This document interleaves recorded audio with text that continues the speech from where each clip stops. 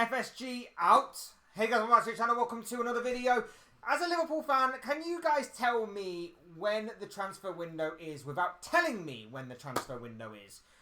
I'll give you the answer. The answer is when Liverpool fans online get really angry and begin to tweet the hashtag FSG Out. Lots of Liverpool fans today are seemingly in anger, frustration, meltdown, however you want to call it, online over the aftermath of this Lenny Yoro situation, which has seemingly been resolved and is nearing its inevitable conclusion. The news dropped today and it sparked mass outrage online from certain corners of the Liverpool fan base who all want FSG out. We're going to be talking about FSG, we're going to be talking about Liverpool, and we're going to talk about this Lenny Yoro situation in this video. But before we go any further, I would like to remind you all to please like the video and also subscribe if you're new. Both things are always and very greatly appreciated.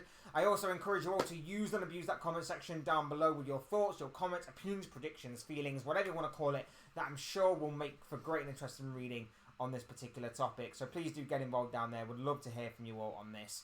But without further ado, let's get on with the video. Let's get on with talking about FSG, Liverpool and Lenny Yoro. So, for those of you who've been living under a rock today, the news goes from David Ornstein. He dropped it this morning. He basically said that Lenny Yoro is going to be flying to the UK to complete his medical at Manchester United. He's also going to be finalising personal terms, which means the dotting of I's and crossing of T's and all of that jazz to soon be unveiled as a Manchester United player. Could be as early as tomorrow, could be as late as the end of the week, at the beginning of next week, who knows. But it does seem like we have finally found a conclusion to this Lenny Yoro situation which had been developing over the past couple of months. This kind of goes against the script that was seemingly written though. And for those of you who've been following the story, you'll know that Lenny Yoro wanted Real Madrid and Real Madrid only. They were his main and seemingly only priority. But Manchester United continued to persevere, they continued to put in the groundwork, and eventually when United had a bid accepted from Lille for the 18-year-old defender, Real Madrid were seemingly going to match it, but they didn't want to match it, and have seemingly dropped out of the race entirely of their own accord for the young, promising defender, leaving the gateway completely open to, of course, Manchester United to sign him. Now, first and foremost, let me just say, to Manchester United fans that are happy about this move, so you should be. Your club is spending money. He's an 18-year-old, seemingly very promising young talent. People have gone as far as to say he's the Kylian Mbappe of defenders, which is quite a title to live up to, in all honesty. So you should be relatively happy and optimistic that your club are signing a player of this high potential standard, I guess you could say. But let me just say that for those of you that are bragging that you beat both Real Madrid and Liverpool to a signing, you did and you didn't. Because let's face it, Liverpool were only going as far as interest. They didn't really put in a bid as reported. Unless there is reports out there stating otherwise, I don't think they put in a bid. Real Madrid, I think, put in a couple of bids, got rejected. They were kind of trying to negotiate, but they didn't want to go for the asking price of Lille. They didn't want to match United's bid. They didn't want to better United's bid. They dropped out the race of their own accord. And that's not necessarily what you would call beating someone to a player. But, you know, you take it however you see fit. Plus, this deal would have been wrapped up a long time ago had Real Madrid not been sniffing around the player. And not only that, but if Real Madrid were completely sold on this guy, they would have slapped the money on the table in a take it or leave it kind of fashion, rather than try and haggle, rather than try and obviously, you know, mess around, I guess you could say, despite the fact that we knew about a week or so ago that United had already put in a bid that was accepted by the club.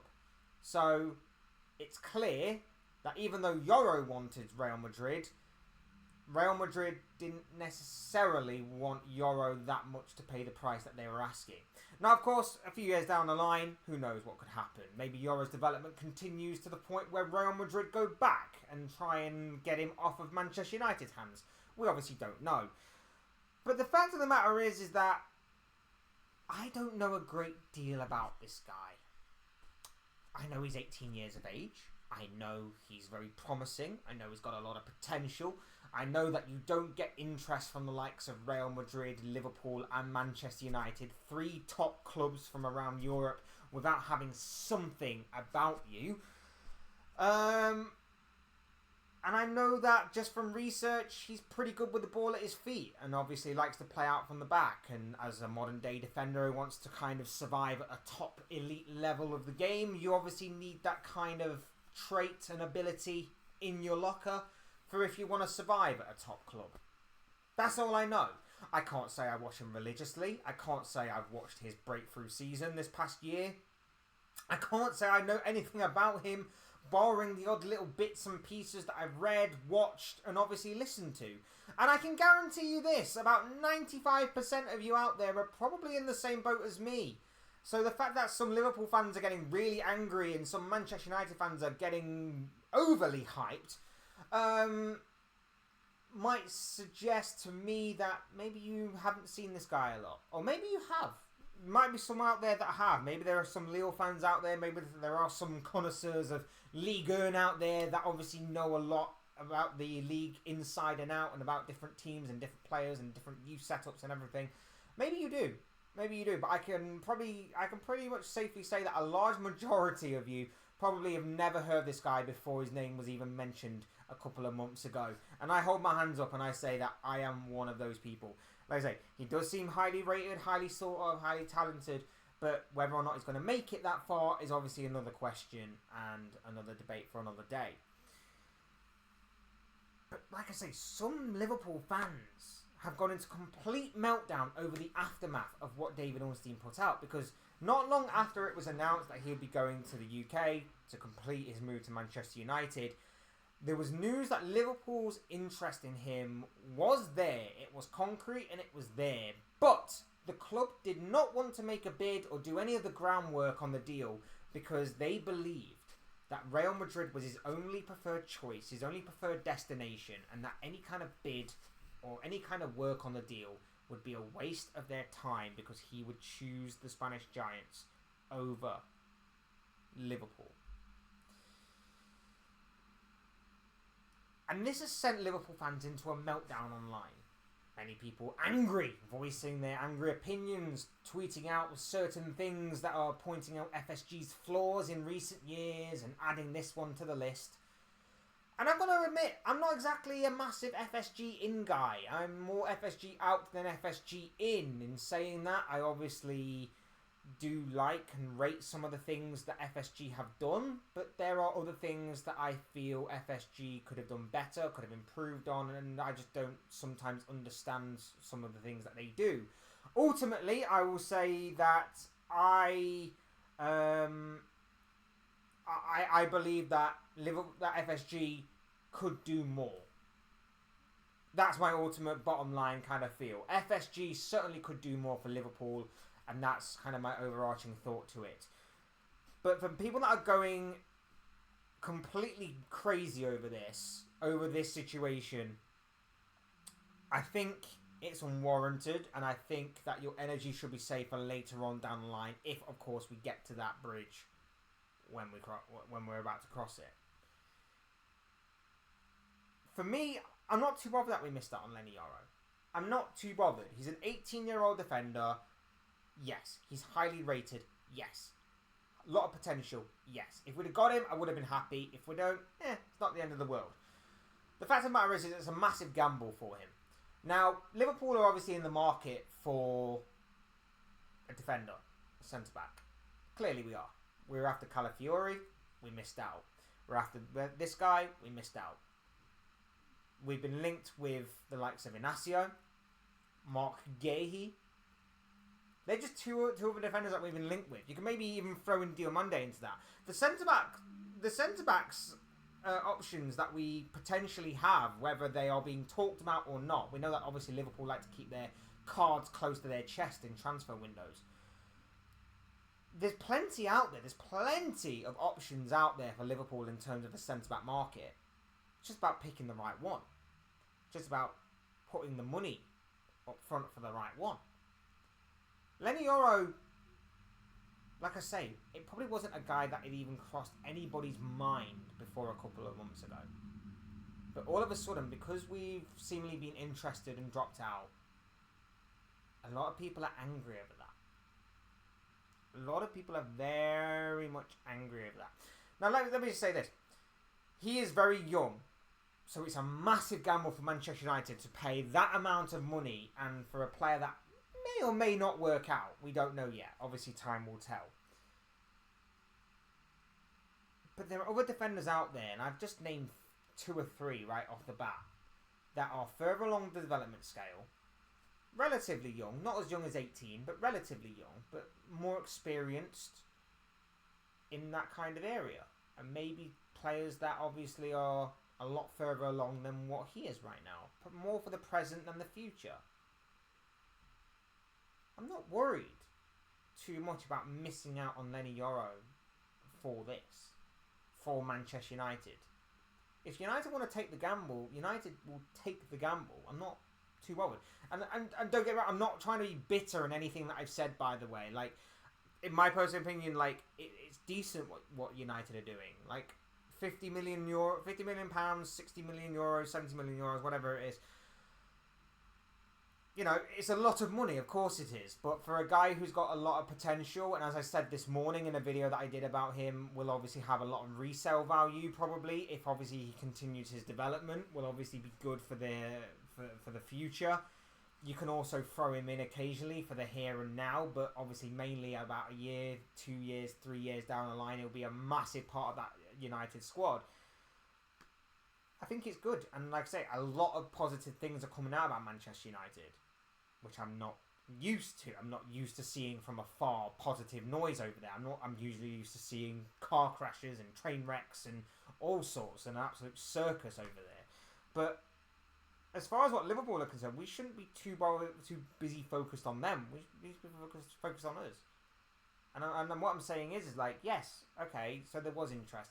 My only concern with this story that's come out about Liverpool's interest is the fact that it does show a bit of a bad attitude to this whole thing about Real Madrid. Because if we want to go for these top players, if we want to go for these players that got a lot of high potential, a lot of top players from, you know, that are for the present as well as for the future, there's no doubt that on most of them cases, Real Madrid are going to be sniffing around as well.